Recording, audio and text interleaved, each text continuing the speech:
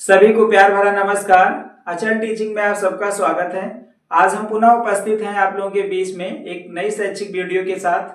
दोस्तों, आज की हमारी शैक्षिक वीडियो बाल्यावस्था के महत्व और विशेषताओं पर आधारित है। यह टॉपिक बहुत ही महत्वपूर्ण है आपके परीक्षा के दृष्टिकोण से। यहाँ से बहुत सारे क्वेश्चंस सीधे पूछे जाते हैं वनडे एग्जाम में, जैसे टेट सीटेट ऐसी परीक्षाओं में यहाँ से प्रश्न देखने को आवश्यक रूप से मिल ही जाते हैं। तो आइए बिना देर किए हुए चलते हैं हम अपने टॉपिक पर और बात करते हैं बाल्यावस्था के महत्व और उसकी विशेषताओं पर। दोस्तों, आज हम इस टॉपिक का प्रारंभ बाल्यावस्था के महत्व से शुरू करेंगे। अगर हम महत्व की बात करें तो महत्व को स्पष्ट करते हुए एक मनोवैज्ञानिक है जिनका नाम है प्रोफेसर ब्लेयर। उन्होंने इसके महत्व को स्पष्ट करते हुए कहा है कि शैक्षिक दृष्टि से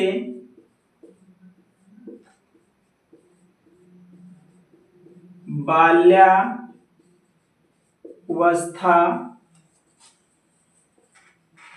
की अपेक्षा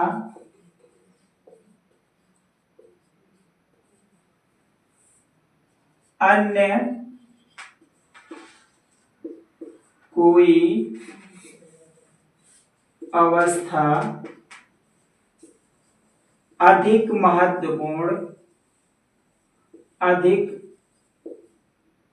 महत्वपूर्ण नहीं है। यानी कि इन्होंने स्पष्ट कह दिया कि सबसे महत्वपूर्ण शैक्षिक दृष्टिकोण से बाल्यावस्था ही है, क्योंकि हम लोग पहले से ही जानते हैं कि बाल्यावस्था विद्यालयी जीवन की प्रारंभिक अवस्था होती है, क्योंकि बालक यहीं से स्कूल जाना प्रारंभ कर देता है। और इन्होंने अपने कथन के तर्क में ये बात कही कि बालक इस अवस्था में त्रिकोणीय अधिगम करता है। देखिए, यहाँ हम लोग समझ लेते हैं, जैसे अगर कोई बालक है तो त्रिकोणीय अधिगम करता है। वह कहाँ कहाँ सीखता है? घर पर सीखता है, फिर स्कूल में सीखता है क्योंकि घर से स्कूल जाता है, उसके बाद वह समाज में सीखता है, तो उसका हो जाता है त्रिकोणीय अधिगम। घर से सीख रहा है, स्कूल से सीख रहा है और कहां से? समाज से। कौन? बालक। इसलिए शैक्षिक दृष्टिकोण से यह बहुत महत्वपूर्ण अवस्था मानी जाती है। आइए अब हम बात करते हैं बाल्यावस्था की कुछ प्रमुख विशेषताओं की।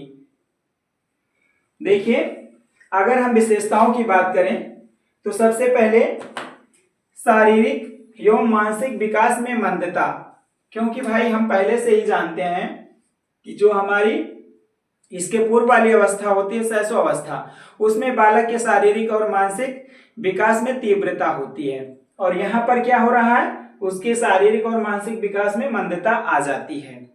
अगर हम उसके शरीर की लंबाई की बात करें तो एक बाल्यावस्था में आने से पूर्व बालक शैशव अवस्था तक जितना वह वयस्क होता है उसकी आधी लंबाई वह केवल शैशव अवस्था में ही प्राप्त कर लेता है। यानी कि जितनी उसकी लंबाई मान लो 6 फुट का होने वाला है तो 3 फुट का बालक शैशव अवस्था तक हो जाता है।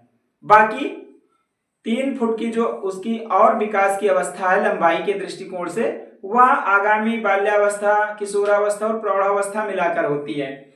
और अगर हम ऐसे उसकी लंबाई की बात करें सेंटीमीटर में, तो आप कह सकते हो कि शैशव अवस्था तक बालक अगर हम देखें तो औसतन लगभग 90 से 105 या 110 सेंटीमीटर की लंबाई प्राप्त कर लेता है। फिर जब वह बाल्यावस्था में पहुंचता है तो पर ईयर यानी कि 6 से 12 वर्ष की अवस्था में हर साल वो 5 से 6 सेंटीमीटर की लंबाई ही मतलब करती है उसकी बॉडी। इसलिए कहा जाता है कि उसके शारीरिक और मानसिक विकास में मंदता आ जाती है। अगर हम मानसिक विकास की बात करें तो शैशव अवस्था में ही स्पष्ट हो चुका है कि बालक के मानसिक क्षमता का विकास उसके जीवन के संपूर्ण मानसिक क्षमता का लगभग 90% हो चुका होता है। तो भाई 90% तक उसका मानसिक विकास अगर शैशव अवस्था में हो गया महज 5 वर्ष की अवस्था में, तो बाकी जो 10% होता है वह 5 से लेके उसके 50, 60, 55 यानी कि जितनी वह जीवन जीता है वहां तक होता है। इसलिए स्पष्ट है, मनोवैज्ञानिकों ने सिद्ध कर दिया है, यह सिद्ध हो चुका है कि बालक की शारीरिक और मानसिक विकास में मंदता आ जाती है। चलिए अब दूसरी विशेषता पर हम नजर डालते हैं, मानसिक योग्यताओं में वृद्धि। देखिए मानसिक विकास तो मंद हो गया, लेकिन उसकी जो मानसिक योग्यताएं होती हैं उसमें वृद्धि होती है। जैसे उनकी संवेदनशीलता बालकों की, उनका प्रत्यक्षीकरण, उनका चिंतन, उनका तर्क, उनका मनन, उनकी स्मरण शक्ति, उनकी रुचि अभिरुचि इत्यादि चीजों में वृद्धि देखने को मिलती है। क्योंकि बालक करता क्या है, तार्किक दृष्टिकोण से बात करता है, संक्रियात्मक ढंग से सोचता है, मूर्त वस्तुओं के विषय में सोचता है, यानी कि उसकी जो मानसिक योग्यताएं होती है उसमें वृद्धि पाई जाती है। आगे देखिए, जिज्ञासा की प्रबलता, तीसरी विशेषता है जिज्ञासा की प्रबलता।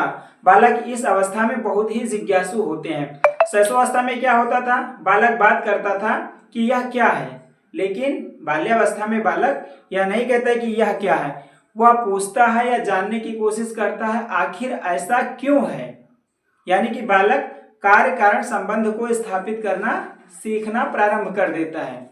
वह किसी कार्य के होने का कारण जानने की चेष्टा करता है, किसी घटना परिघटना से संबंधित बहुत सारी जानकारियां एकत्र करना चाहता है। जैसे जब हम शैशवावस्था के बालकों के विषय में बात करें कि उनके अगर हम खिलौनों को या उनके मनपसंद चीजों को छुपा लेते थे या ऐसे कहते थे कि बंदर ले गया या चोर ले गया, तो वह बालक उस वस्तु की मांग नहीं करता था। लेकिन अगर बालक बाल्यावस्था में है, उससे आप कह दो कि अमुक वस्तु बंदर ले गया, तो मानता नहीं आसानी से। जैसे ये पेन है हमारे पास, हम किसी छोटे नन्हे बालक से कह दें कि लो कौवा ले गया, तब तो भाई मान जाएगा। लेकिन अगर वह बड़ा है, थोड़ा सा शैशवावस्था के ऊपर है, तो वह नहीं मानेगा। अगर हम ऐसे करते हैं, छुपा लेते हैं पीछे, तो पीछे से आएगा और देखेगा, फिर वह कहेगा कि अब हमें आप मूर्ख नहीं बना पाओगे, अब हम समझने लगे हैं। यानी कि कार्य कारण संबंध स्थापित करना बालक यहीं से सीखता है। एग्जाम में पूछा भी जाता है कि बालक किस अवस्था में कार्य कारण संबंध स्थापित करना प्रारंभ कर देता है। तो आप बात ध्यान रखिएगा, वह कहाँ से प्रारंभ करता है, बाल्यावस्था से। कार्य कारण संबंध बाल्यावस्था से ही शुरू हो जाती है। चलिए फिर आगे की विशेषता है जिसको हम कहते हैं आत्मनिर्भरता। भाई हमने पहले ही पढ़ा है कि शैशवावस्था में बालक आश्रित होता है, दूसरों पर निर्भर होता है हर चीज के लिए। लेकिन यहाँ क्या हो रहा है, वो आत्मनिर्भर हो रहा है, क्योंकि बालक थोड़ा सा बड़ा हो गया, वो अपने व्यक्तिगत कार्यों को स्वयं करने की कोशिश करता है। जैसे हम देखते हैं छोटे बालकों को, वो स्वयं नहाते हैं, कपड़े पहनते हैं, या विद्यालय जाना जब प्रारंभ करते हैं तो अपने बैग को स्वयं वो सहेज कर रखते हैं, पेन पेंसिल कापी किताब, फिर अपने यूनिफॉर्म और जूतों को पहनने की कोशिश करने लगते हैं। छोटे मोटे काम वो स्वयं कर लेते हैं। यानी कि आत्मनिर्भरता की भावना का विकास भी बाल्यावस्था से प्रारंभ होता है। सारी चीजें बहुत ही महत्वपूर्ण हैं परीक्षा के दृष्टिकोण से। यहां से आपको नंबर उठाने में आसानी होगी, बस आप मेरी बातों को समझते चलिए। देखिए अगला पॉइंट है हमारा रचनात्मक कार्यों में रुचि।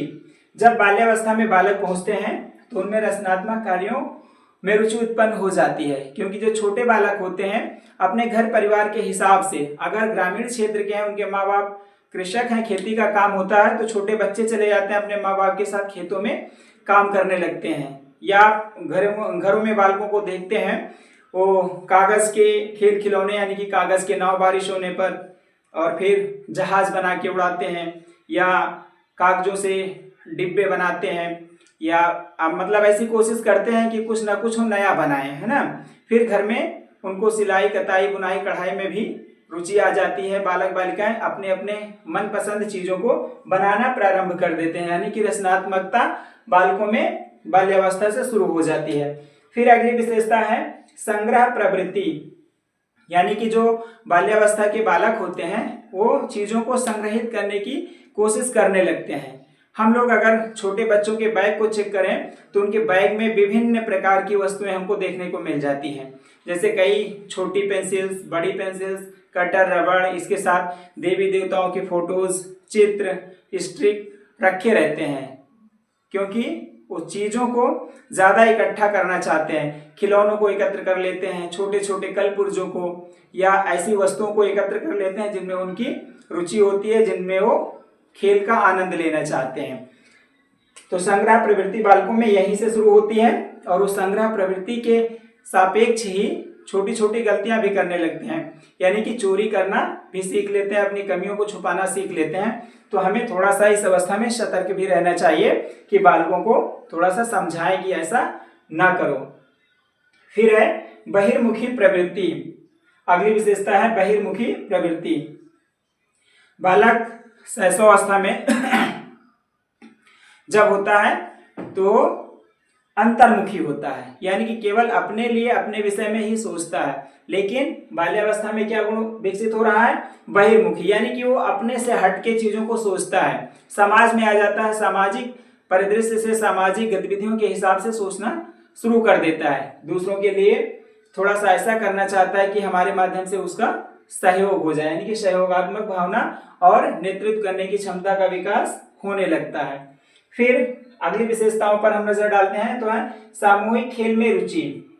भाई बालक, पहले ही हमने बाल्यावस्था की विशेषताओं में पढ़ाई किया, एक गैंग एज होती है। बालक समूह में खेलना पसंद करते हैं, कई बालक मिलकर खेलना पसंद करते हैं, समूह में रहना उनको अच्छा लगता है। फिर है बिना मतलब के घूमना। अगली विशेषता, बाल्यावस्था में बालक निरुद्देश्य घूमते रहते हैं, भटकते रहते हैं, क्योंकि भाई वो स्मार्ट एज में होते हैं और उनमें इतनी क्षमता होती है कि वो थकते हैं नहीं, एकदम स्फूर्तिवान होते हैं, एकदम एनर्जी से फुल होते हैं, इसलिए बिना मतलब के ऐसे निरुद्देश्य घूमते फिरते रहते हैं। फिर अगला है भाई बहन में झगड़ा। भाई हमने पहले ही पढ़ लिया है कि बालक इस अवस्था में यानी कि बाल्यावस्था में वो अलग अलग सामाजिक संबंध स्थापित करना चाहते हैं, यानी कि बालक के साथ बालिकाएं बालिकाओं के साथ खेलना ज्यादा पसंद करते हैं। अगर घर में दो भाई बहन हैं बाल्यावस्था की एज में तो आपस में लड़ाई झगड़ा कर लेते हैं, क्योंकि एक दूसरे की गतिविधियों और हरकतों को बर्दाश्त नहीं करते हैं, इसीलिए उनमें लड़ाई होती है। फिर है सामाजिक एवं नैतिक विकास। बाल्यावस्था में ही बालक क्या करता है? घर से बाहर निकलता है, समाज के संपर्क में आता है, इसलिए उसमें सामाजिक और नैतिक गुणों का विकास होता है। बालकों में हम लोग सहयोग, सहनशीलता, सद्भावना, सहकार, है ना, और मित्रवत भावना को आसानी से देख सकते हैं, यानी कि बालक में सामाजिक और नैतिक गुण विकसित होने लगते हैं। फिर है कुछ स्थायी शारीरिक चिन्हों का उदय। भाई बाल्यावस्था में जब बालक होता है तो उसके कुछ स्थायी चिन्ह उदय होने लगते हैं उसके शरीर में, जैसे दूध के दांत का टूटना। अब दूध के दांत जब टूटते हैं तो उन दांतों के स्थान पर स्थायी दांत निकल आते हैं, इसलिए कहा जाता है कि कुछ स्थायी शारीरिक चिन्हों का उदय होने लगता है। तो आज की क्लास में हम लोगों ने पढ़ा बाल्यावस्था के महत्व को स्पष्ट किया गया है प्रोफेसर ब्लेयर महोदय के कथन से, और इसमें बताया गया है कि बालक क्या करता है? त्रिकोणीय अधिगम, इसलिए यह विकास की अन्य अवस्थाओं की अपेक्षा बहुत ही महत्वपूर्ण होता है और विशेषकर शैक्षिक दृष्टिकोण से तो अत्यंत महत्वपूर्ण होता है। बाकी ये समस्त कुछ प्रमुख विशेषताएं हैं जिनके माध्यम से हम लोगों ने बाल्यावस्था को अच्छे से समझने की कोशिश की है। हम आशा करते हैं कि आप इस शैक्षिक वीडियो से जरूर लाभान्वित होंगे और आने वाले अपनी सभी परीक्षाओं में यहाँ से आप अच्छे नंबर प्राप्त करेंगे।